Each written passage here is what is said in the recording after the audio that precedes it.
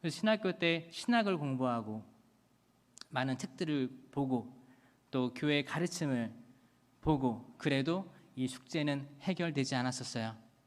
그런데 신학교 때 있었던 성령 세미나, 그때 어떤 강의에서 제가 바뀐 게 아니고 안수를 통해서 하느님을 체험했고 하느님의 삼위일체 그 신비를 체험하고 난 뒤 저는 마리아는 공경애로 이끌어질 수밖에 없다라는 걸 깨달았습니다. 삼위일체로 시작해야 돼요, 여러분들. 삼위일체를 모르면 시작할 수가 없습니다. 삼위일체를 안다고 하는 개신교 형제들 참 신기합니다. 그들은 오직 성경만으로 라는 모토를 제시하면서 성경에 근거된 이야기만 하고 있는데 삼위일체의 신비는 성경에 나와 있지 않습니다. 아버지와 나는 하나다, 이 정도만 나와 있죠.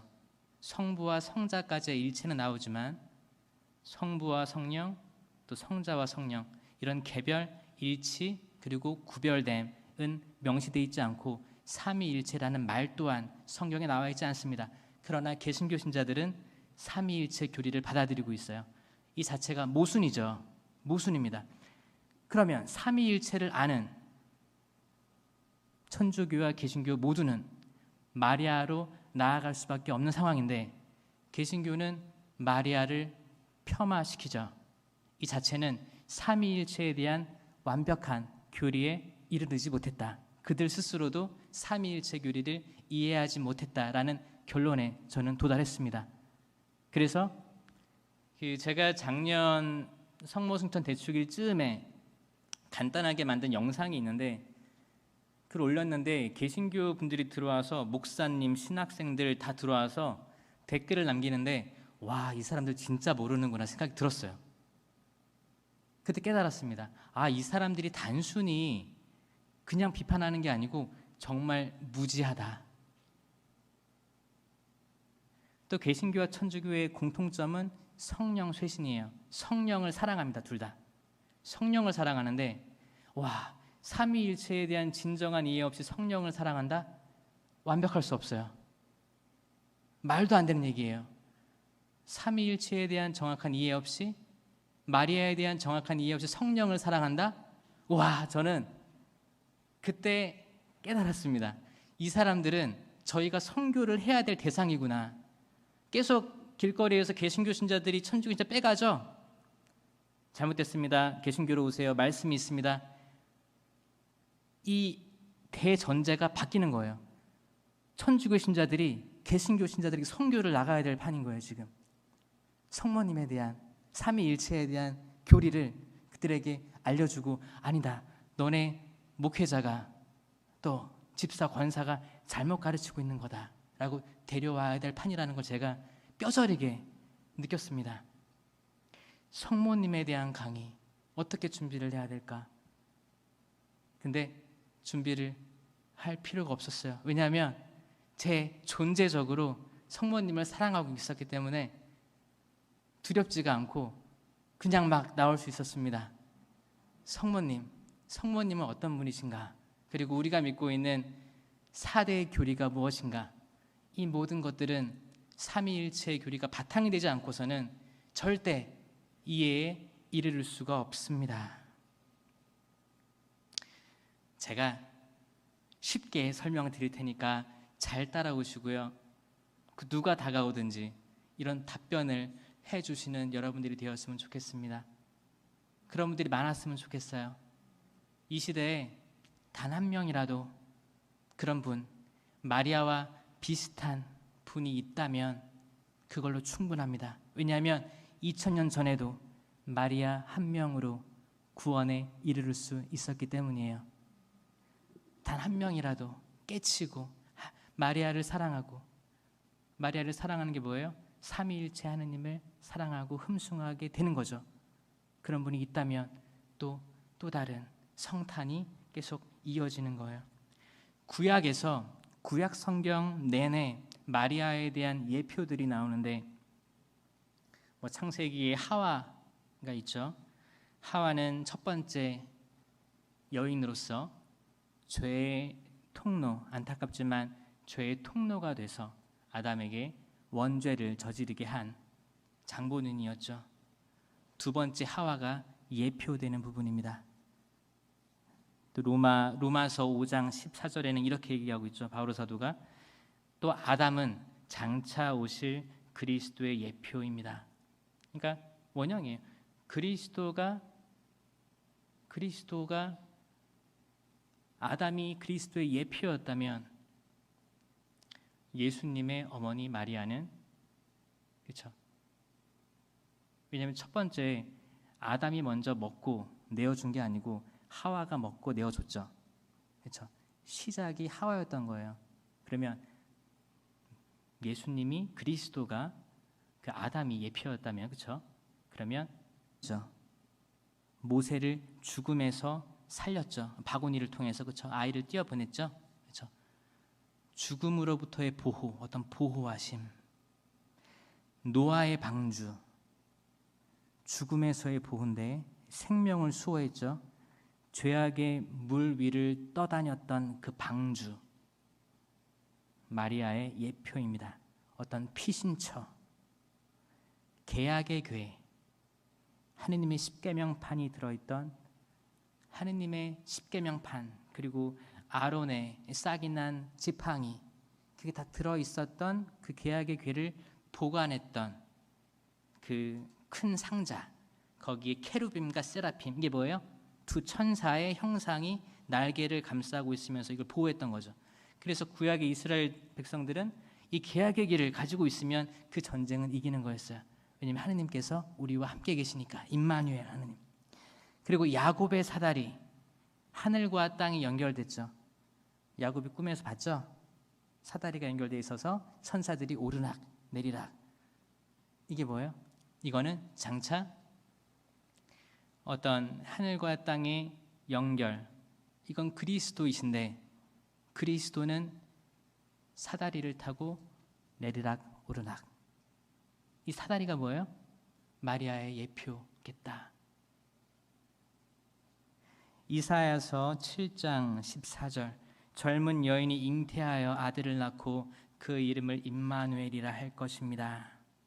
이 당시 이사야의 예언은 그 당시 히즈키야 왕에 대한 예언이었는데 신약에 와서 생각해 보면 이게 신약의 예언이었구나라고 받아들이는 거예요. 왜냐하면 가브리엘 천사가 마테오복음 1장 12절에서 동정녀가 잉태하여 아들을 낳으리니 그 이름을 임마누엘이라 하리라 똑같이 인용해서 했거든요. 그러니까 이게 아예 구약에서부터 예표되었구나라고 이해를 하는 겁니다. 그래요. 이런 예표들이 있는데 그러면 삼위일체가 뭘까를 보면 계속 말씀드리지만 삼위일체는 정말 우리가 숙지하고 있어야 됩니다. 삼위, 세 개의 위격, 세 개의 위격이 있는 거예요. 하느님, 아들 예수님, 성령님, 삼위, 일체. 일체가 뭐예요? 하나의 몸이다. 맞죠? 삼위일체는 세 개의 각 구별된 위격이 동시에 하나다. 동시에 하나면서 동시에 셋이다. 셋이며 하나고 하나가 셋인데 셋이면서 계속 셋이 아니라 하나다. 이게 무슨 말이냐?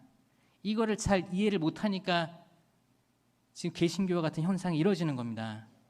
이거는 설명할 수가 없는 거예요. 신비, 기적입니다. 기적. 그래서 많은 사람들이 이거를 설명하기 위해서 발버둥 쳤죠. 뭐가 있어요? 태양이 있죠. 태양이 있고 태양에서 나오는 빛이 있습니다. 그리고 그 뜨거움을 또 느껴요. 그래서 어떤 분은 태양이 성부이신 하느님, 빛이 빛으로 오신 예수님, 열이 뜨거운 성령, 이게 모두 다 H2O, 물이니까 이거는 삼위일체입니다. 아닙니다.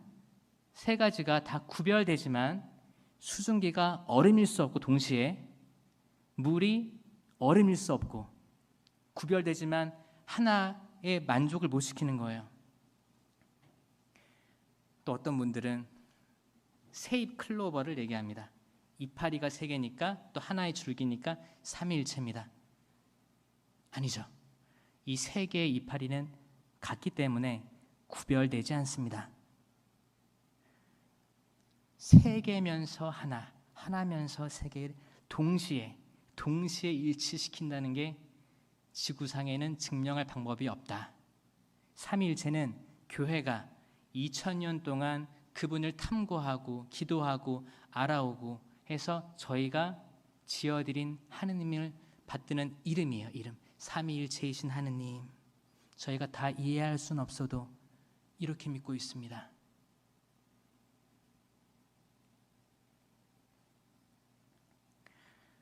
지금은 광야입니다.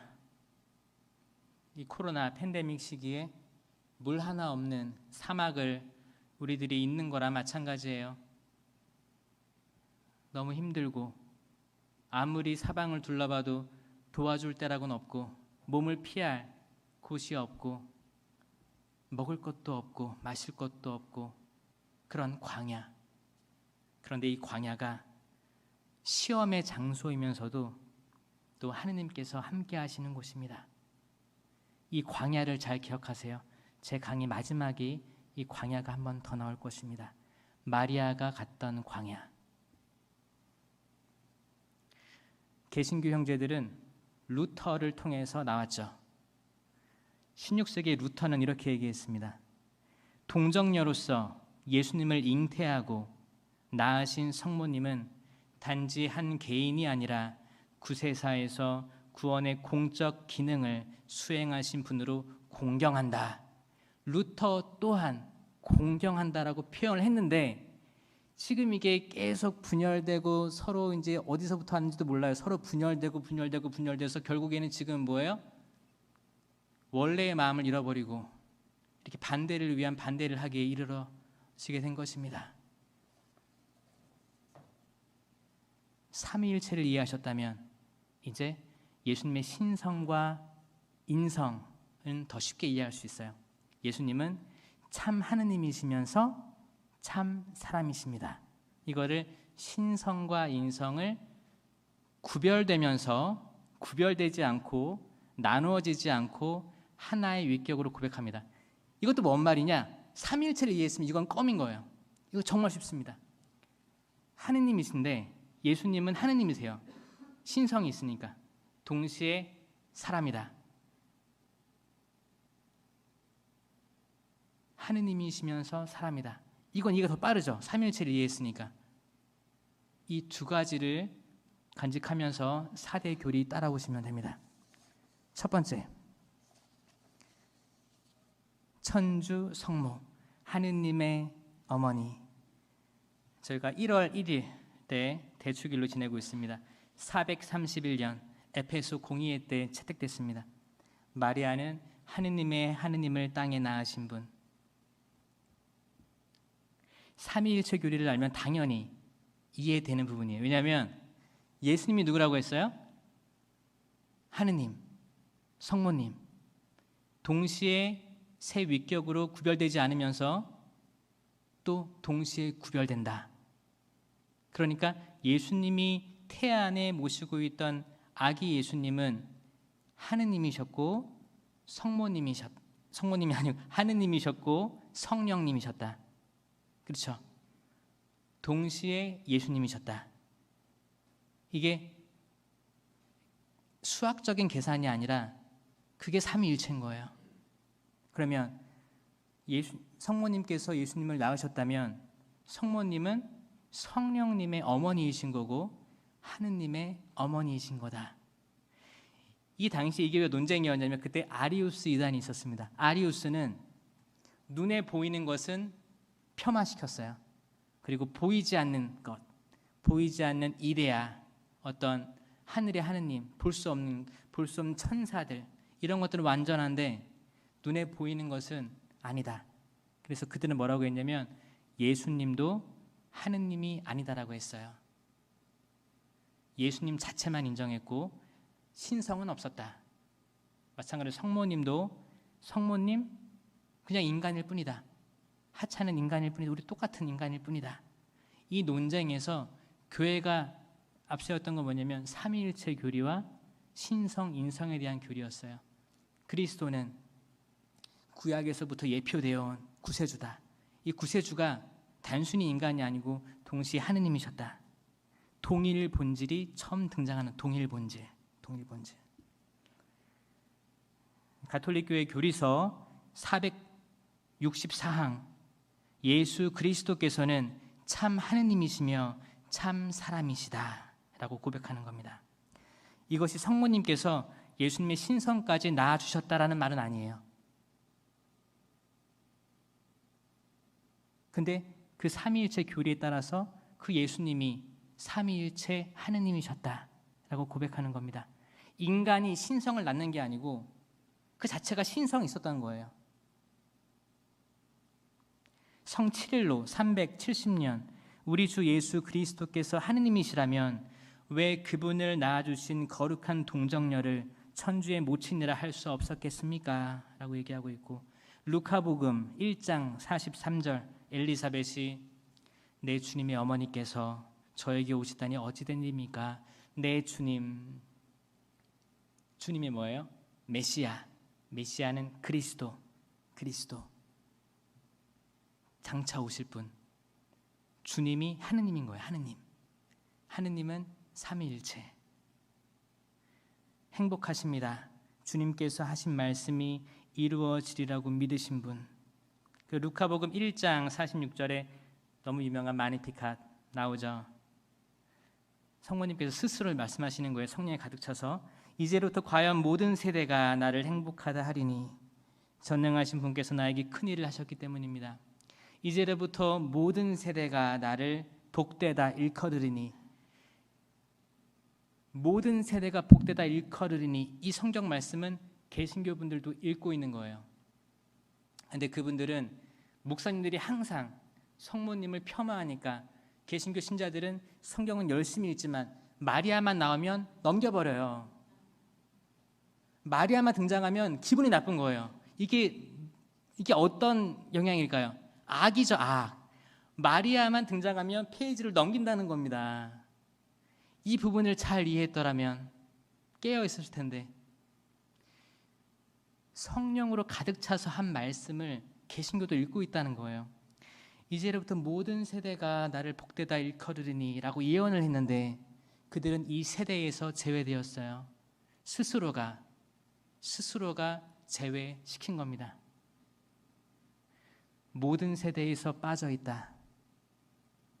모든 세대가 성모님을 이렇게 사랑하고 존중하고 존경하고 성모님을 통해서 더 기도가 더 잘 이루어지리라고 믿고 있는데 그들을 위해서 기도하고 선교해야 될 것입니다. 루카복음 2장 34절 시메온의 예언. 당신의 영혼이 칼에 꿰뚫리는 가운데 많은 사람의 마음속 생각이 드러날 것입니다. 당신 영혼이 칼에 꿰뚫리고 많은 사람들 마음속 생각이 드러나게 할 어머니. 그렇죠? 어머니들의 말씀은 항상 그랬던 것 같아요. 우리가 아무리 숨기고 뭐 하려고 해도 항상 걸려요. 그렇죠? 저도 어렸을 때 혼자 막 뭘 하려고 하면 항상 어머니는 알고 있었던 것 같아요. 그렇죠? 여러분들도 자녀들이 뭐 하는지 다 알죠? 방에 들어가서 가만히 있으면 뭐 하는지 다 알잖아요. 학교 가서 독서실 가서 뭐 하는지 다 알죠? 요즘에 온라인으로 다 수업 듣는데 방에서 혼자 수업 들으면 뭐 하는지 다 알죠? 어머니들은 다 그 촉이 있는 거예요. 그 어머니들의 가장 최고의 모델, 성모님.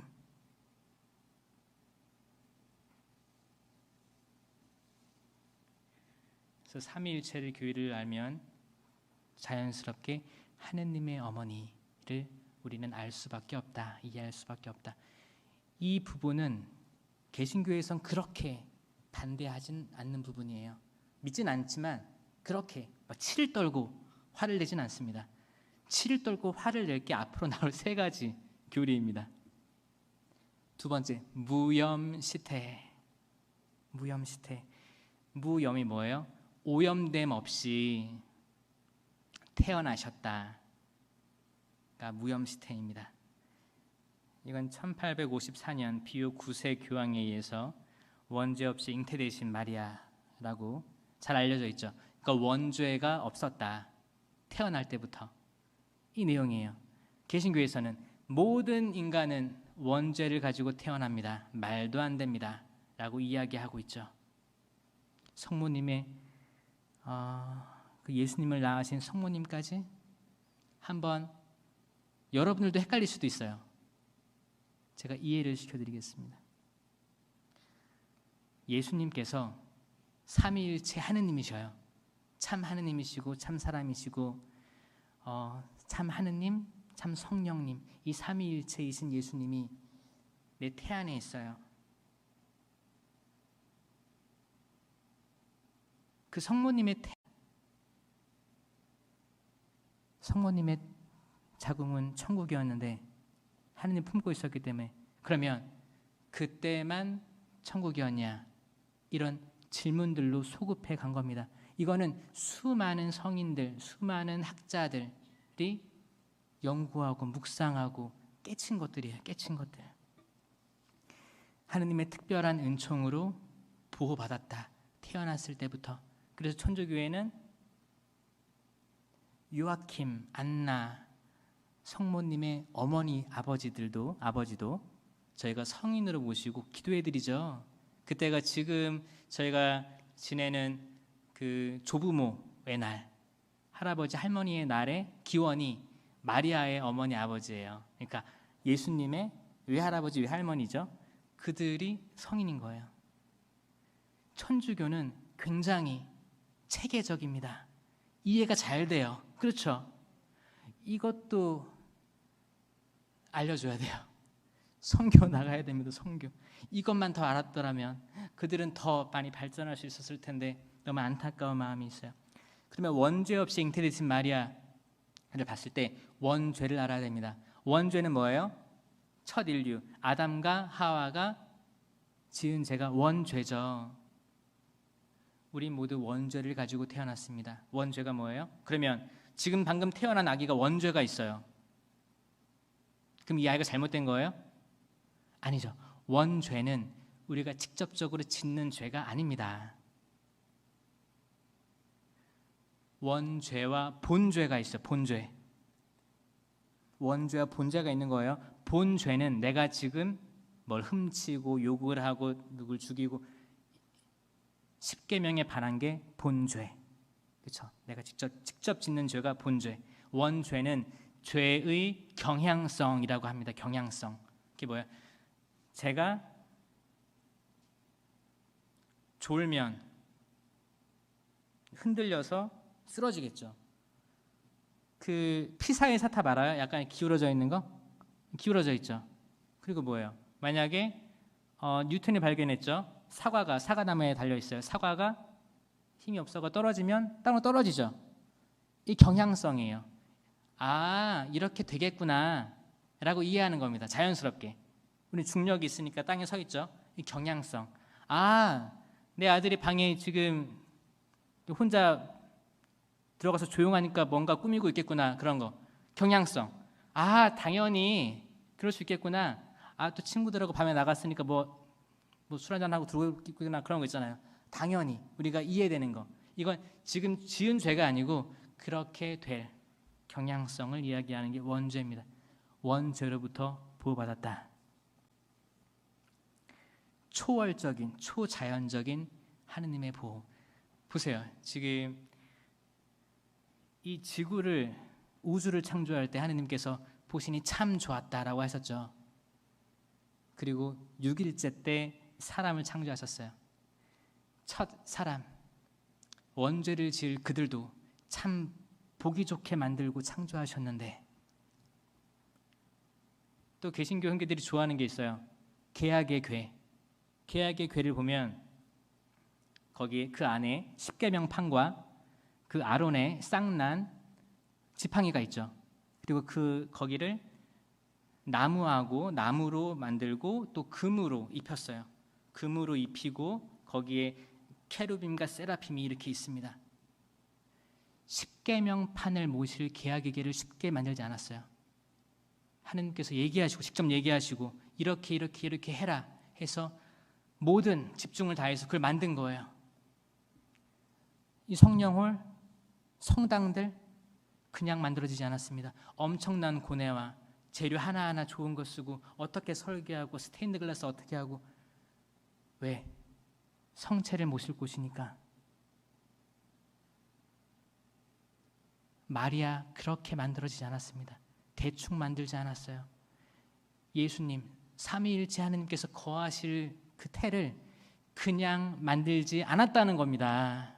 그냥 만들지 않았다는 겁니다. 모든 게 계획되어 있었고, 교회 헌장 59항 복되신 동정 마리아께서는 잉태되신 첫 순간부터 전능하신 하느님의 특별한 은총과 특전으로 인류의 구원자 예수 그리스도께서 세우실 공로를 미리 입으시어 원죄에 조금도 물들지 않게 보호되셨다. 가톨릭 교회 교리서 491항 은총이 가득한 마리아가 잉태되는 순간부터 구원받으신 분. 아멘. 아멘. 구원의 개념은 영원의 개념이에요. 시작이 있으면 영원한 거예요. 시작부터 구원받으신 분이에요. 1858년 3월 25일 프랑스 루르드에서 성모님 발언하셨죠. 나는 원죄 없이 잉태된 자다 라고 말씀하시는 거예요. 이게 교회에서 1854년에 반포했거든요. 비오 9세가 반포하고 4년 뒤에 발현하셔서 이렇게 말씀하시는 겁니다. 확인시켜 주셨어요. 그러면 성모님의 발현은 어떻게 된 거냐? 이것 너무 안타까워요. 개신 형제들은 성모님의 발현도 다 무시하고 있죠. 발현할 수 있는 분들은 승천하신 분들만 발현할 수 있습니다. 예수님의 거룩한 변모 때 누가 나타났죠?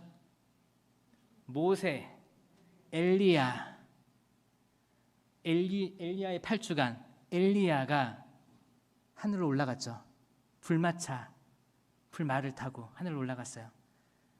그러니까 신약 때, 신약은 예수님이 돌아가시기 전에는 천국 문이 닫혀 있었어요. 천국 문이 열리지 않았단 말이에요. 그 공개적으로 열리지 않았단 말이에요. 그때 뭐가 있었어요? 고성소, 저승에 의인들도 있었다. 의인, 죄인 다 있었다. 그렇죠? 다 그때는 천국 개념이 닫혀 있던 거예요. 에덴 동산은 닫혔어요. 첫 인류 아담과 하와 이후로. 이걸 연 게 예수님이신 거예요. 그러면 그 신약에 나오는 예수님께서 그 거룩하게 변모했을 때 제자들이 봤던 모세와 엘리야를 봤을 때 모세와 엘리야는 하늘로 들어 올려졌을 것이라고 우리가 믿는 겁니다. 모세는 죽었다고 나와 있어요. 성경에. 그런데 그 무덤을 찾지 못한다라고 나와 있습니다. 죽어 묻혔지만, 그렇죠? 그 육신이 땅에 묻힌 게 아니고 들어 올려졌을 것이다. 그때 특별한 사람들에게만 하느님께서는 천국 문을 열어주신 거예요. 바로 구약에 에녹도 있죠. 에녹도 하느님과 살다가 하늘로 올라간 거예요. 그래서 하느님과 살다가 올라간 구체적인 인물은 에녹과 엘리야. 모세는 추정이지만 그렇다고 받아들이고 있습니다. 왜냐하면 발현했기 때문에. 고성소에서 발현할 수 없었어요. 하늘에 있는 올라간 분들만 발현할 수 있었어요. 마찬가지로 이거는 성모 승천 교리와 맞물립니다. 성모님이 발현한다는 것은 승천하셨다는 거예요. 다시 무염시태예요. 이건 나중에 또 얘기해 드리겠습니다. 계약의 궤, 우리 지금의 감실, 하느님의 말씀이 들어있는, 말씀은 예수님이고 하느님이고 성령이기 때문에 성체는 예수님이고 이 자체도 말씀인 거예요. 이 자체로 말씀, 성체, 예수님 다 구별되지만 동시에 하나예요. 이게 다 삼위일체 교리를 알면 우리가 더 빨리 받아들일 수 있는 부분들, 큰 은총이에요. 이거는 철학이고 신학입니다. 이런 것들을 아는 여러분들은 복되신 거예요. 들을 귀가 있는 자는 알아들어라. 복되신 겁니다. 너무 큰 거죠. 큰 은총들이죠. 이 감실도 그냥 만들어지지 않았어요. 그냥 대충 막 플라스틱으로 만들지 않았어요. 그렇게 만들어진 거. 그렇게 만들어진 성모님.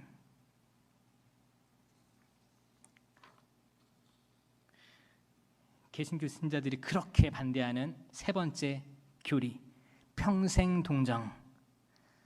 와, 개신교 분들은 치를 떨어요. 치를. 저는 왜 그렇게 그들이 화를 내는지 모르겠어요. 화가 가득 차 있어요. 저는 이전에는 거기까지는 신경을 안 썼거든요. 근데 제가 그 영상을 올리고 달리는 댓글들, 목사님들, 뭐 신학생 다 포함해서 553년 콘스탄티노플 2차 공의회 때 확정됐습니다. 평생을 거룩하고 동정으로 지내셨다. 해산 때만, 그렇죠? 해산 때는 동정녀가 잉태되어라는 성경 구절이 있으니까 그들도 동정일 때 잉태했다고 믿습니다. 첫 아들이라는 거 인정을 해요. 근데 그때만 그랬고 평생 아니다. 그때 고향에 갔을 때 거기 형제들, 누이들 찾아와서 하지 않았냐? 구체적인 이름도 나와 있지 않냐?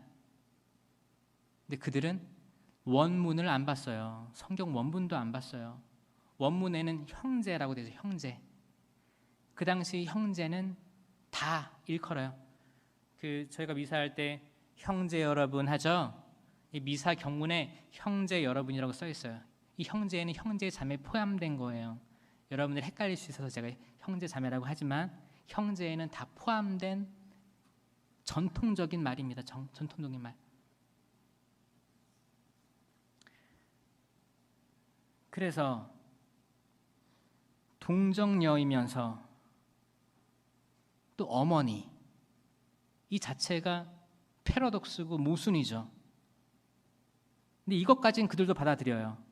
동정녀 맞고 또 어머니도 맞다. 성경에 나오니까 여기까지 이해가 되는데, 동정성과 모성이 동시에 충족된다는 게 이건 기적이잖아요. 기적. 기적을 입으신 분한테 뭐 왈가왈부를 왜 하느냐. 동정성과 모성이 동시에 있는 거예요. 이 자체가 삼위일체라 마찬가지로, 또 신성, 인성 둘 다 가지고 있다는 거 마찬가지로 신비입니다. 신비. 신비예요. 신비. 그래서 출산으로 인해서 출산 이후에는 아닐 것이다라고 하는 게 개신교 입장. 가톨릭 교회 교리서 510항, 마리아는 당신 아드님을 동정으로 잉태하시고 동정으로 길렀으며 동정으로 젖을 먹이셨으니 그분은 평생 동정이셨습니다. 성 아우구스티노의 설교집에 나와 있어요. 성 베드로 크리스 올리고 380년. 이것은 자연의 질서를 초월하는 하나의 표지입니다. 이성을 초월하는 하늘의 권능입니다. 자연을 넘어서는 창조주의 업적입니다. 인간적인 것이 아니고 신적인 것입니다.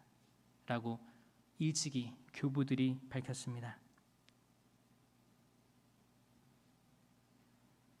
마테오복음 28장 20절, 내가 세상 끝날까지 언제나 너희와 함께 있겠다.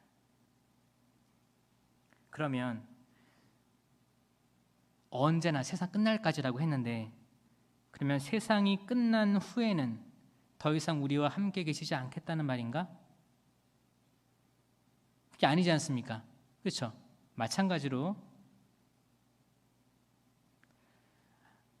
아내가 아들을 낳을 때까지 잠자리를 하지 않았다라는 성경의 말씀은 뭐뭐에까지라고 명시된 거는 개신교의 그 논증인데, 그 당시의 말은 이 시점까지를 설명하기 위한 표현이지 그 후에는 그것과 반대되는 일이 있을 거라는 말은 아니에요. 마찬가지로 지금 마태복음 28장 20절을 들었잖아요. 예로 들었잖아요. 내가 세상 끝날까지 함께 있겠다. 그때 같이 뭐뭐까지를 같이 사용했는데, 성경에서는 그 단어를 같이 사용했는데, 그렇다고 해서 그 세상 끝날까지 그 이후에는 그것과 반대되는 상황이 없을 거다라는 거예요. 마찬가지로 아들을 낳을 때까지는 잠자리를 하지 않았다라는 말 했을 때 뭐뭐까지, 근데 그 끝났다고 해서 그 뒤에는 역전될 상황으로 이 뭐뭐까지를 쓰지 않았다.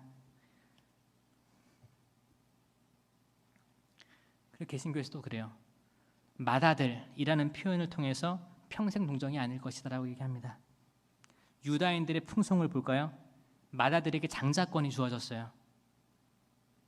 유다의 부모들은 첫 아들을, 그 뒤에 다른 아들이 있건 없건 맏아들이라고 불렀습니다.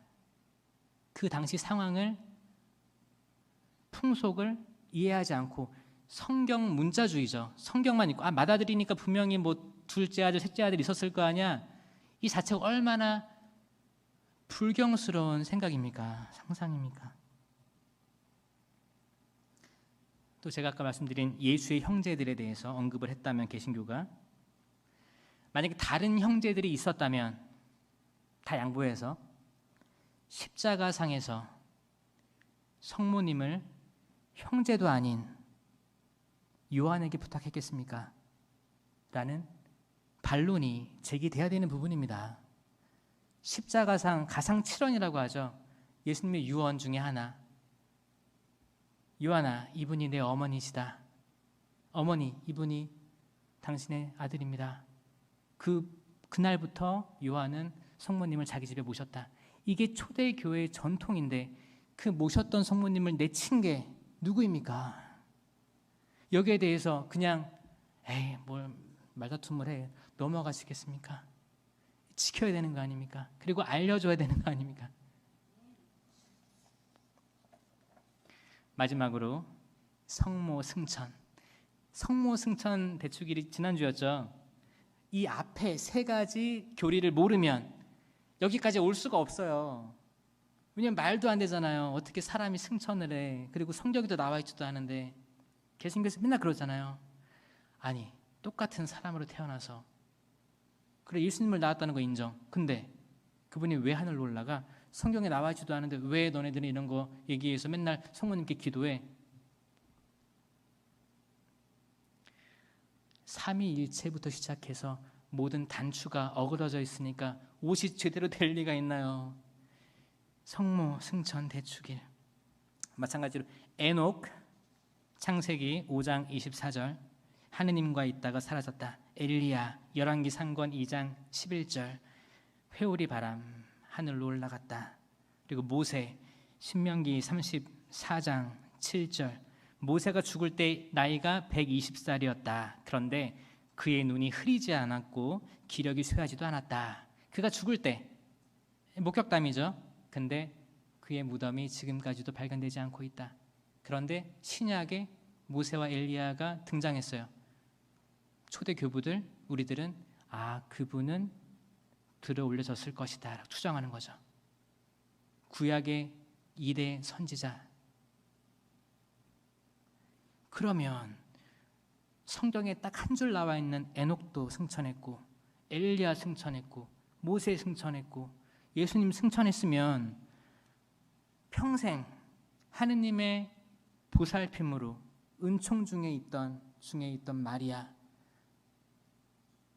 그리고 앞으로 다가올 모든 세대가 나를 복되다 하리니 성령으로 가득 찬 정배, 그 성모님을 본인이 올라간 것도 아니고 예수님이 들어 올리셨다는데 이거를 그렇게 반대하는, 그러니까 막 침을 튀기고 반대를 하는 거예요. 그 저희가 뭐냐? 그렇게 당신을 낳아준 어머니를 그렇게 폄하하고 싶냐?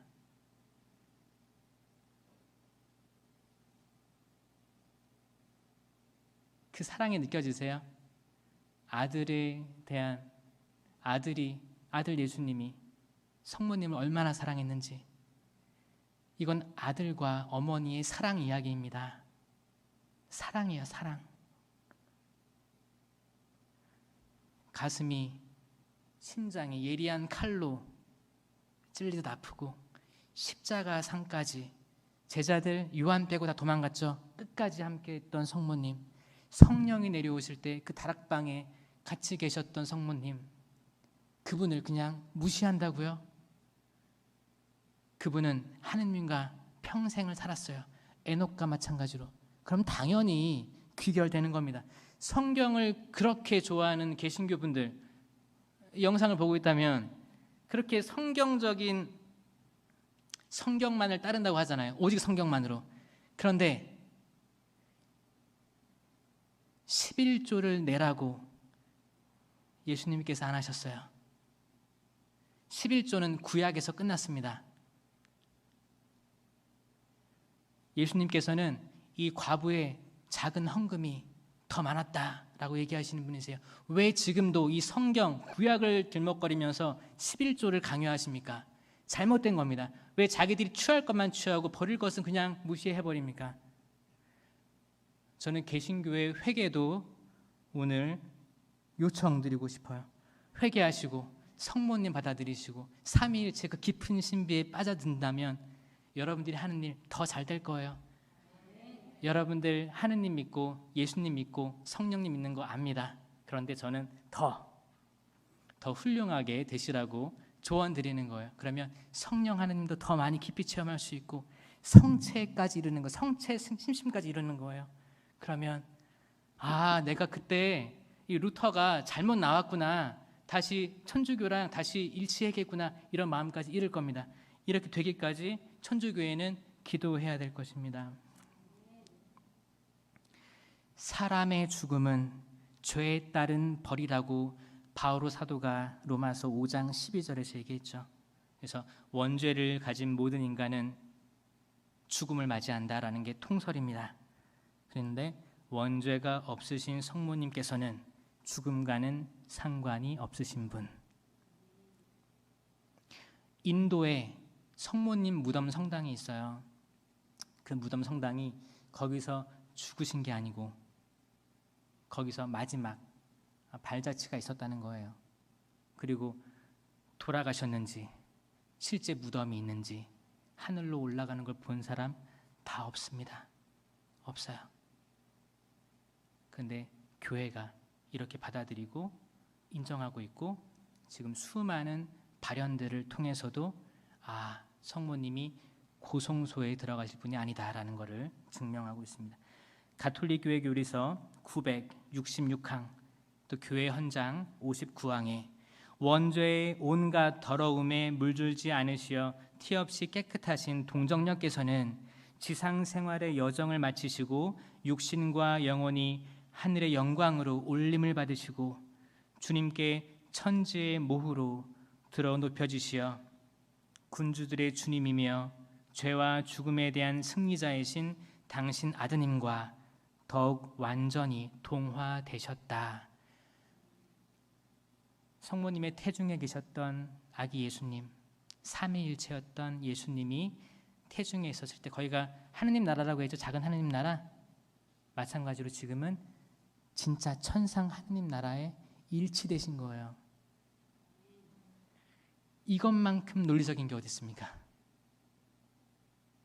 그래서 성모님에 대한 신심은 저희 가톨릭 교회의 모든 신학 집대성의 정점이다라고 저는 보고 있어요.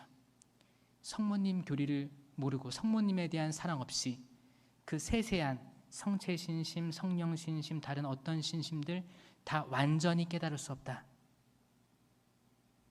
성모님의 이해, 완전한 이해 없이는.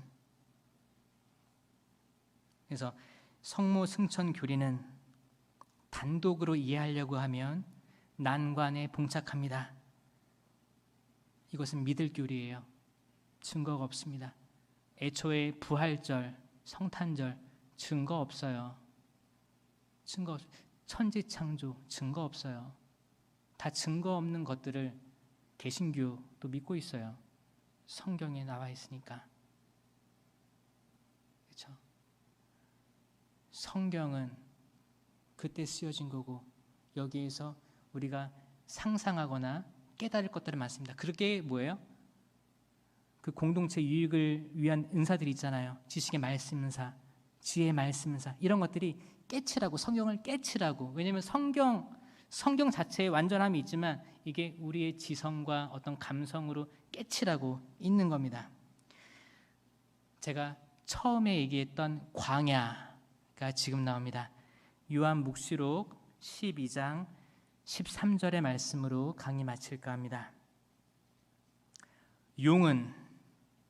용, 악마죠. 자기가 땅으로 떨어진 것을 알고 그 산의 아이를 낳은 여인을 쫓아갔습니다. 그러나 그 여인에게 큰 독수리의 두 날개가 주어졌습니다. 이건 승천과 굉장히 연관되어 있는 표현이에요. 독수리 두 날개. 그리하여 그 여인은 광야에 있는 자기 처소로 날아가 그 뱀을 피하여 그곳에서 보살핌을 받았습니다. 이게 요한묵시록의 말씀이에요. 그 처소가 뭐예요? 하느님 나라. 광야라고 표현되어 있죠. 근데 그거 아세요? 광야는 우리가 겪는 어려움의 장소이기도 하지만 여기가 하느님 나라예요. 이 물 없고 메마른 땅, 지금 내가 희망이 없고 내가 하는 일 잘 안 되고 이게 언제까지 지속될지도 모르고 계속 걸어가도 사막일 것 같은 그런 데 있죠? 이 광야.